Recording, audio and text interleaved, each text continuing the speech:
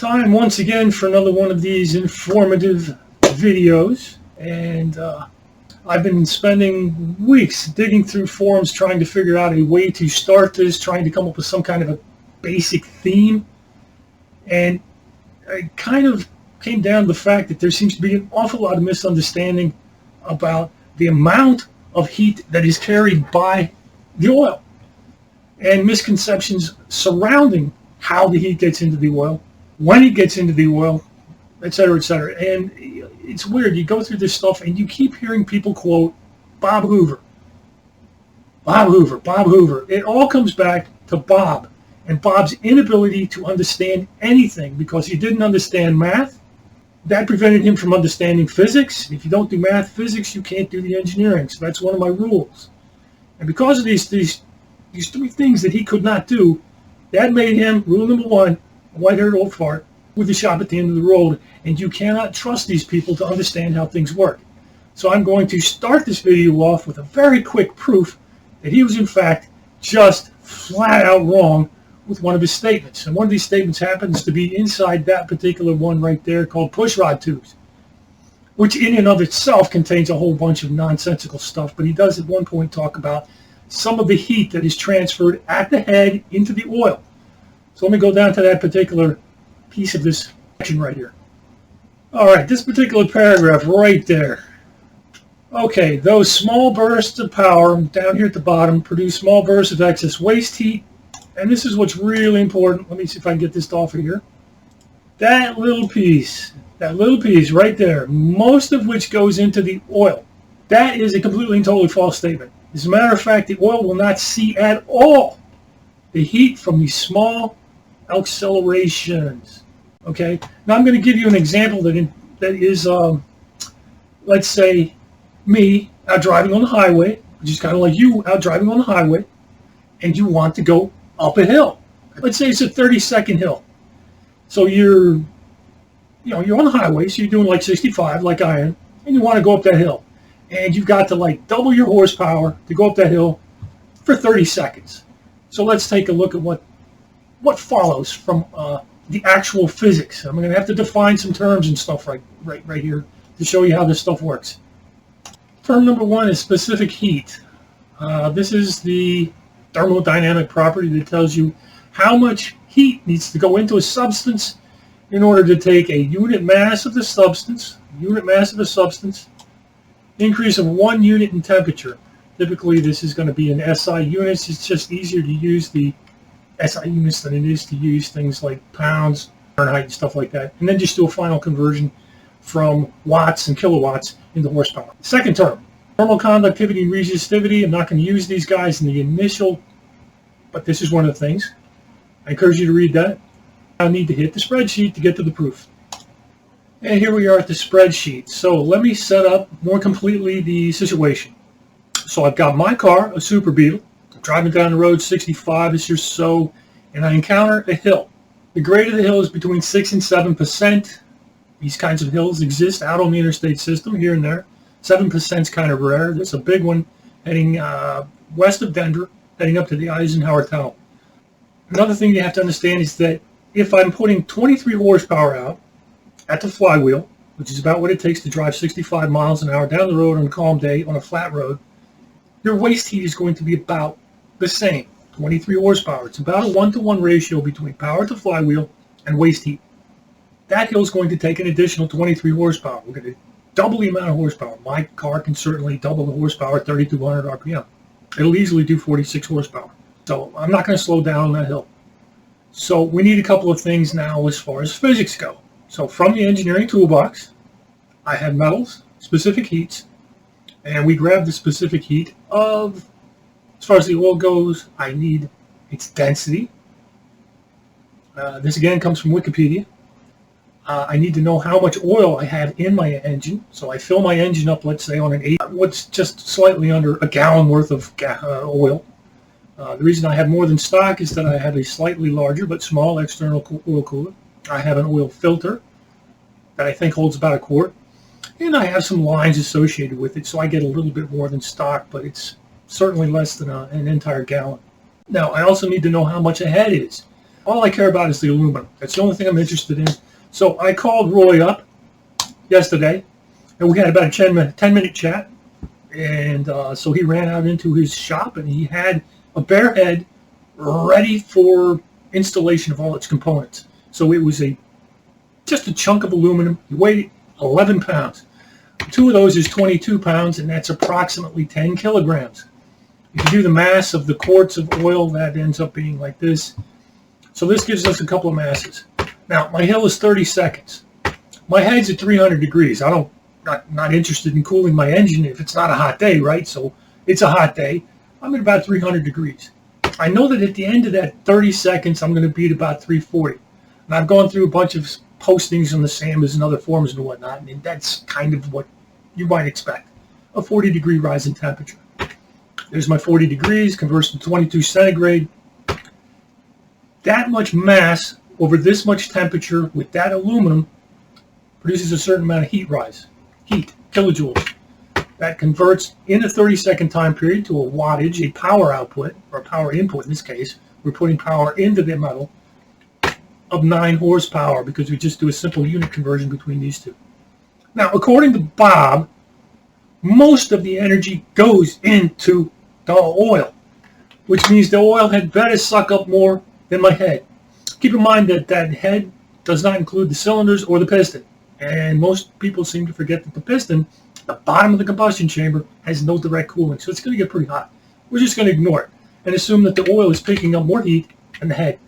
That horsepower converts to some power in kilowatts. If I take out the time, I have a certain energy. And given the ratios that you see, here, let me do it real quick. Let me double click that guy. I have different specific heats and I have different masses. Well, if you apply those ratios back to the 22-degree change right there, that gives me a 28-degree change in the oil, 28 centigrade. That gets me about 50 degrees in the oil. Wow. Which brings me to a final temperature in my oil at the end of 30 seconds of 275 degrees. So my oil in the sump would have been at 225 at the start, and it's going to be around 275 at the end. That doesn't happen.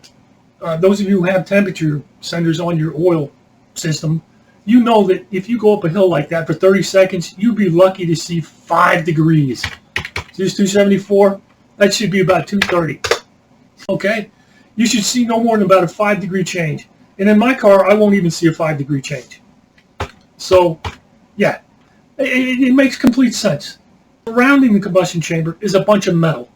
In order for the oil to absorb energy, it must absorb it by being around the metal.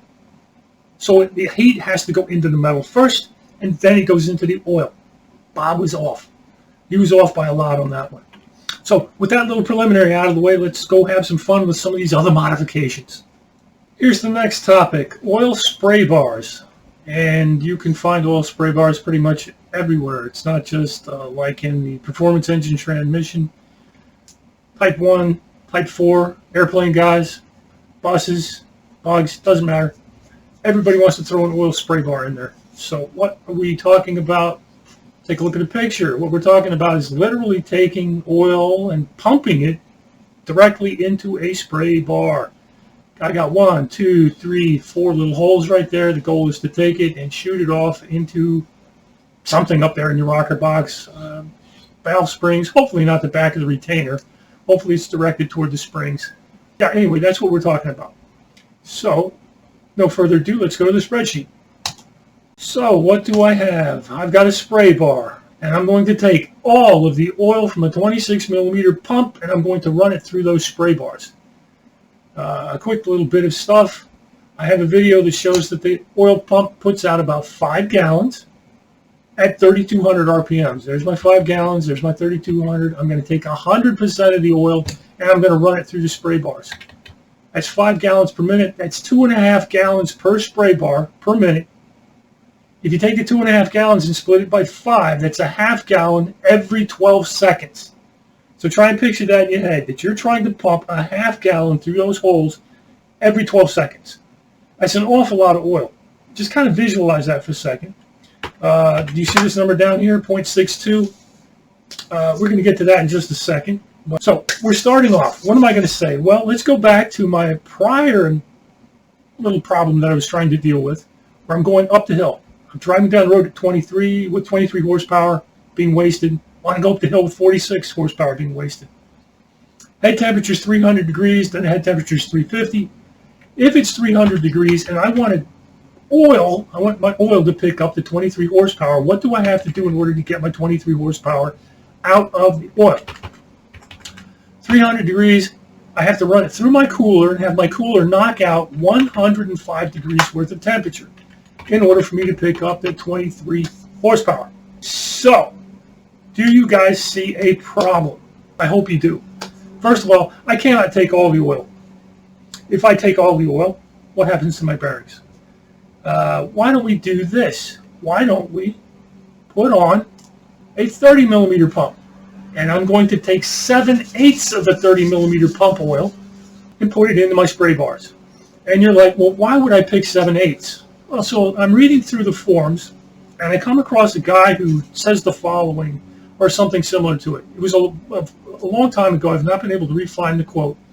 But the guy said the oil pump is 7 times bigger than it needs to be. And as soon as I read it, I was like, oh my God. Okay, it's not 7 times bigger than it needs to be. It's 8 times bigger than it needs to be.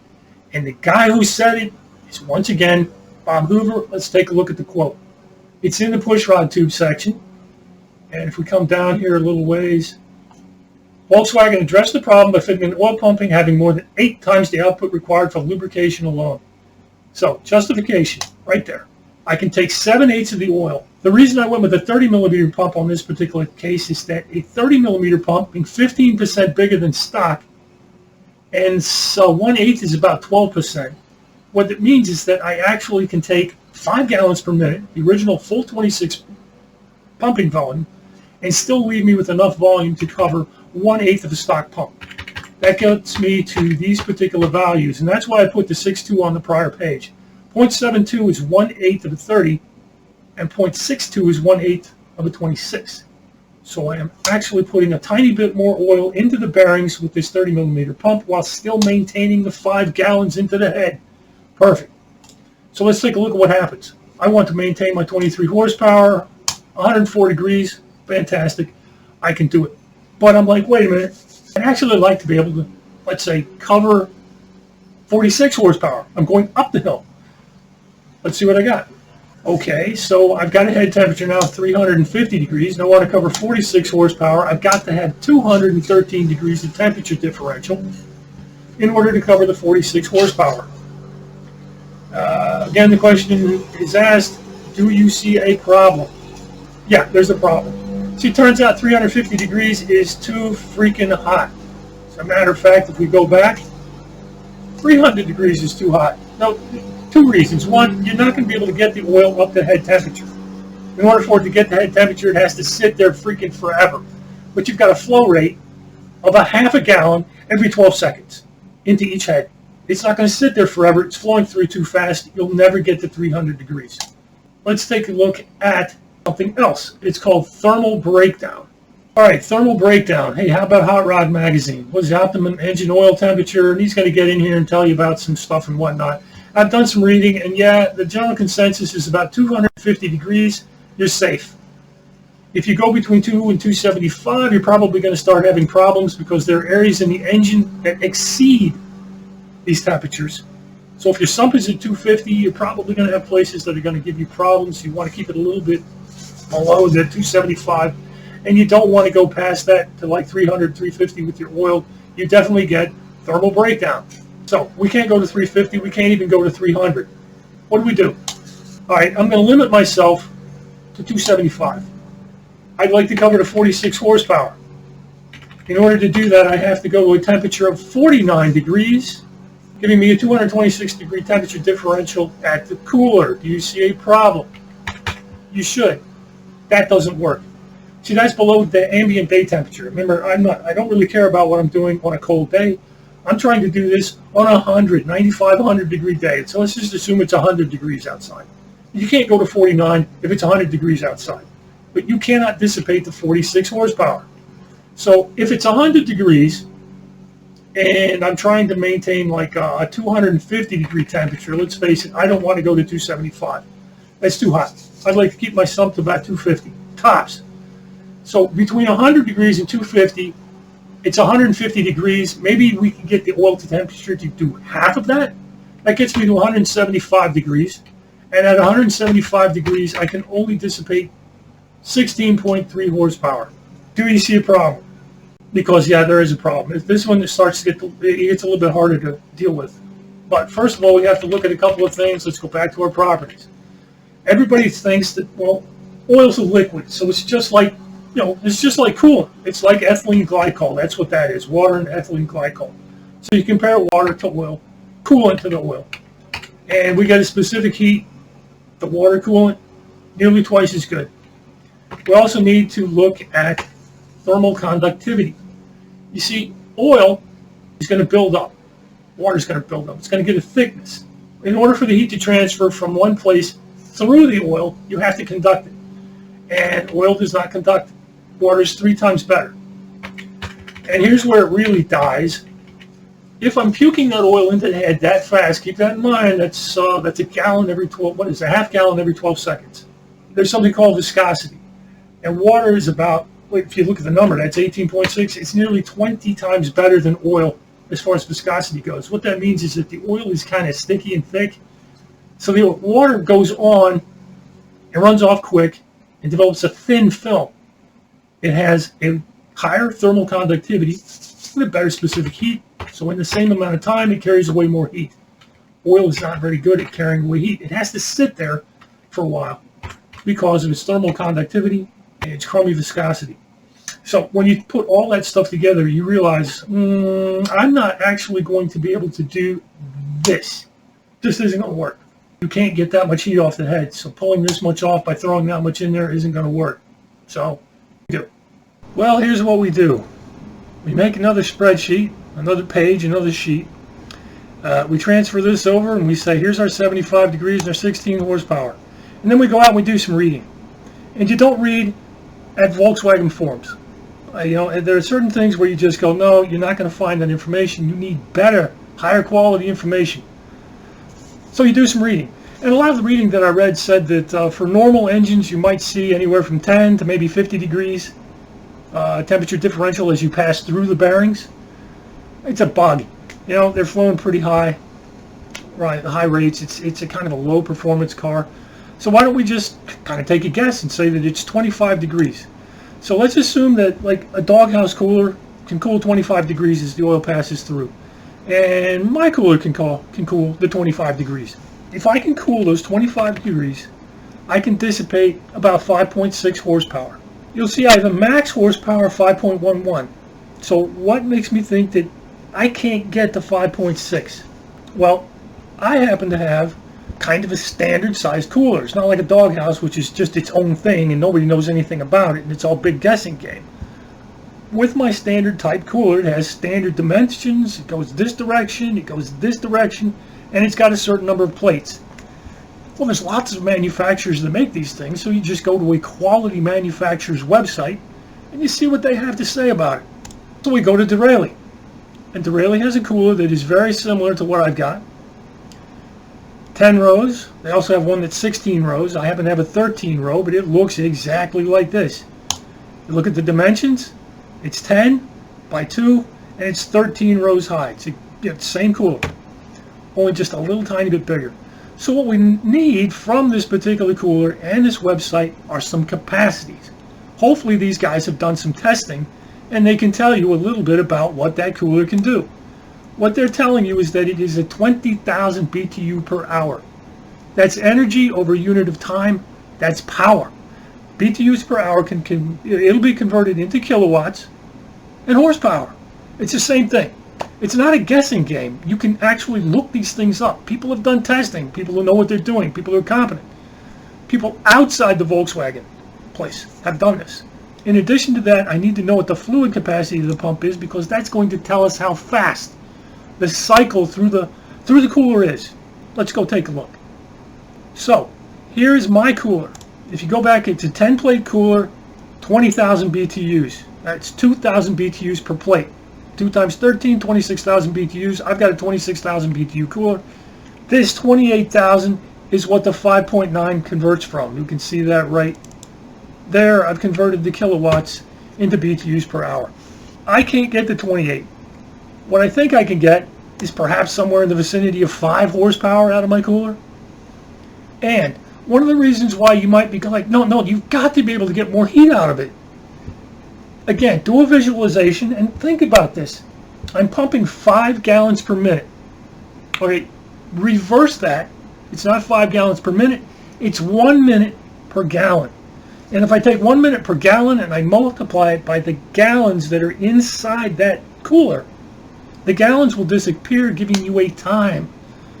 So when we do the math, that cooler's got this much of a gallon's capacity. That gives me this time in minutes, and it gives me that many times in seconds. That means that cooler is rotating the oil through it. It's a fresh pile of oil every 3/4 of a second. And my cooler is a little bit bigger than a stock cooler. How much heat are you getting out of the oil in 3/4 of a second from a thing that has a piss poor cooling capacity and has bad thermal transfer characteristics? Its K value is pretty bad, and it's thick. It has a tendency to not really mix, so it builds a thick film. What's in the middle goes really fast. What's on the edges kind of sticks, and there's that insulating value. It's just no. What they're telling you is that no, a cooler of that size is not going to get a huge amount of power. It's down there in the 5 range. So I thought that up to this point it's been pretty good and pretty fun, and hopefully that gives you some idea of what kind of cooling capacity you can expect to get out of either an aftermarket or a doghouse, and where you can go to get some information on how much you would expect to be able to cool the oil with a particular cooler. Go to your manufacturer. The manufacturers have got data posted. Anyway, I'm going to stop with that and prepare my mind for the next piece. Time for the bearings. All right, from the prior screen, I said that we probably had a peak of about 5 horsepower that we could dissipate. So I've now set up my baseline to dissipate just under 5 horsepower. So that gets me 228 degrees is the temperature of the exiting oil. I now have a 22 degree temperature differential through the cooler. It's reasonable. We come down here and my horsepower is 4.93. So what this tells us is that we probably, on a stock motor, need to dissipate some fraction of that through the bearings. Now, once the oil goes through the bearings, like the rod bearings, it then gets splashed around the motor. That's going to go over on things like the piston, the rings, the cylinders. It's going to get down around the camshaft, cam and lifter interface, scrape, scrape, scrape, scrape. Lots of power lost at that point. You're going to pick up some more power. I've given this thing a 60-40 split, which means the bearings I'm assigning 60% of the heat load. So that's 2.96 horsepower for the bearings, and a stock motor 3,200 RPMs. That's probably pretty reasonable. It's around 3 horsepower. It's not too bad. Okay, I now need to dissipate the 3 horsepower with that 1/8 of the oil passing through the system. That's going to be that volume right there, the 0.72 gallons per minute. You can see this right here in the kilograms per second. It uses this cubic meters zone right there. It uses that cubic meters. So we have dropped kilograms per second, dropped kilograms per second. In order to dissipate what I'm estimating now, with 13 degrees stock passing through the bearings, 2.87 horsepower, I now need a roughly 2.87, or pretty close to the 2.96. It's in the ballpark.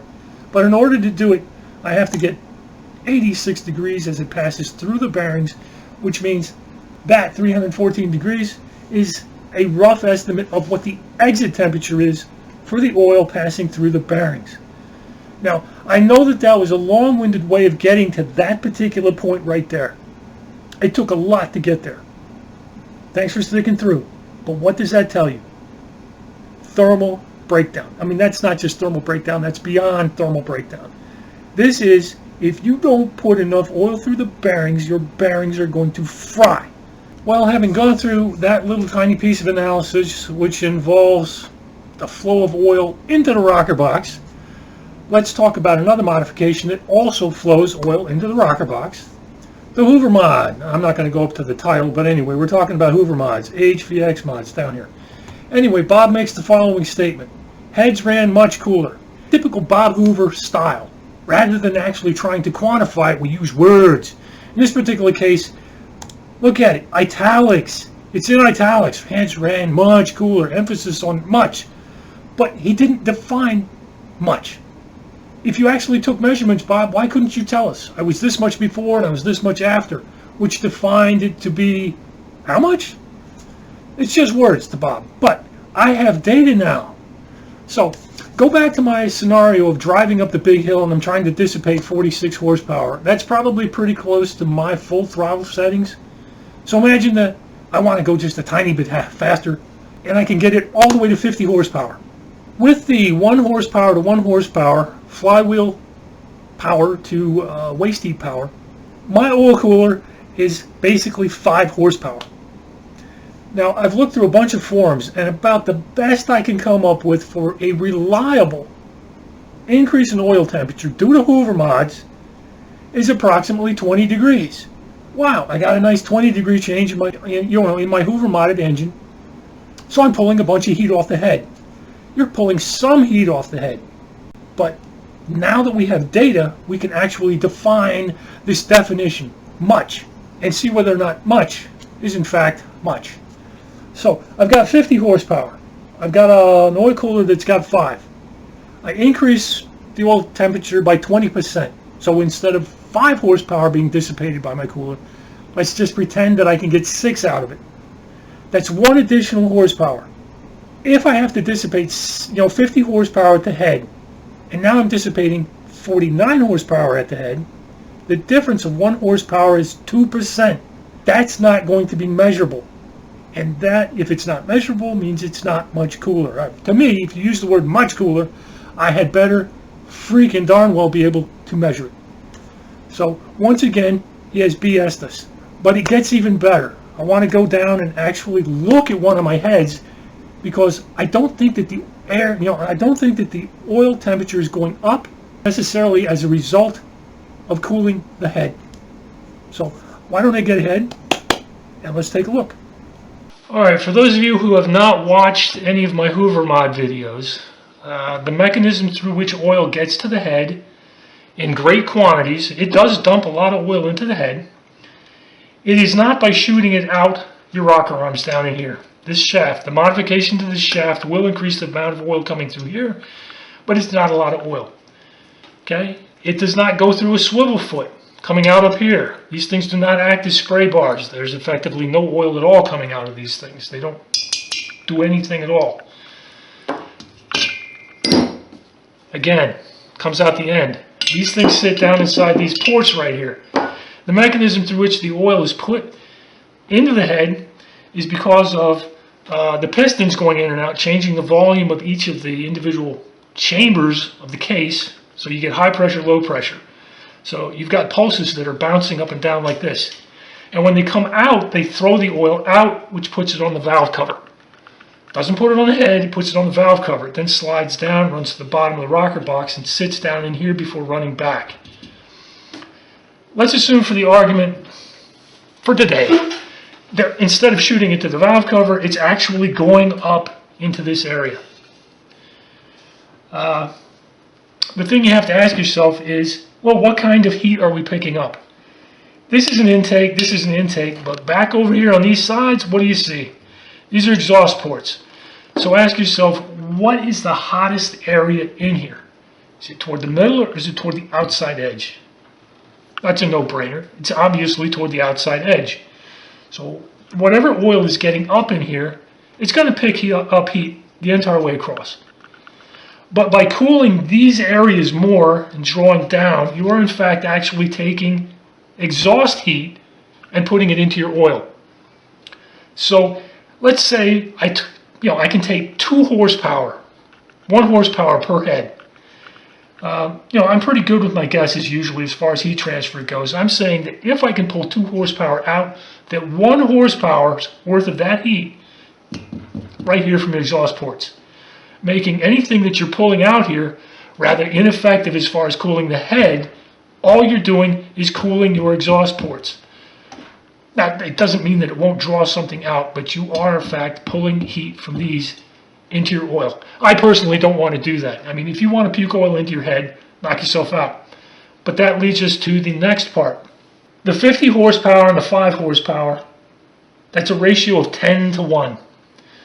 So, you know, if I can pull a horsepower out here, that's only 1/10 of a horsepower down here around the fins. And 1/10 of a horsepower per horsepower, I'm sorry, makes the Hoover mod like just worthless as far as heat transfer. And, you know, puking oil out the end of your push rods and, you know, screwing with the way the oil flows through the system, your bearings are going to pay a price. Oil pressure pays a price. It's just a bad idea. So, anyway, I've got other things that I need to do with this. But I wanted to do things involving oil flowing through the head in one video, and then I'm going to put the rest of this stuff into a second one. So, well, let's close out. Some conclusions from all of this thing. The metal surrounding the combustion chamber handles the heat load from short power bursts. You'd think that'd be a no-brainer, but not to some people. The oil pump is not 8 times larger than it needs to be for lubrication purposes. Pretty well I've shown you that, yeah, you can fry your bearings if you try and take that much oil out of the system. Corollary to that, if the pressure relief valve is not open, there is no excess oil pump capacity for things like spray bars and Hoover mods. So, there you go. I mean, it's basically, these are high RPM mods. That's not us. That's not my channel.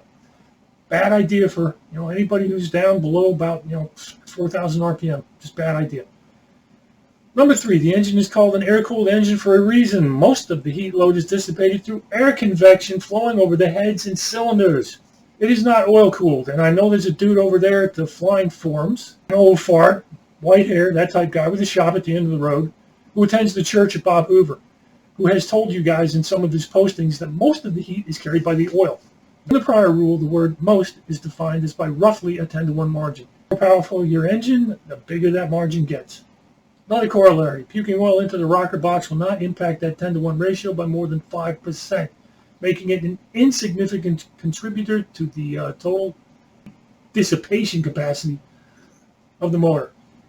Let me leave you with a quote from the Volk Zone. I have no reason to disbelieve the information Bob Hoover gives. His logic makes a whole lot of sense. No, his logic makes no sense at all. And you do have reason now to disbelieve Bob Hoover's information. The information that I put out, it needs to get in front of the eyeballs of people like this. And one of the best things you can do to help that process along, like the video and make a comment. Just be careful. If you put down a bad comment down there, if you spew drag racer stuff at me, I might use your comment as fodder for, you know, a video. Anyway, I'm going to do a second oil video involving modifications that are maybe a little bit more obscure, some of which this time around will actually be effective. Anyway, more later.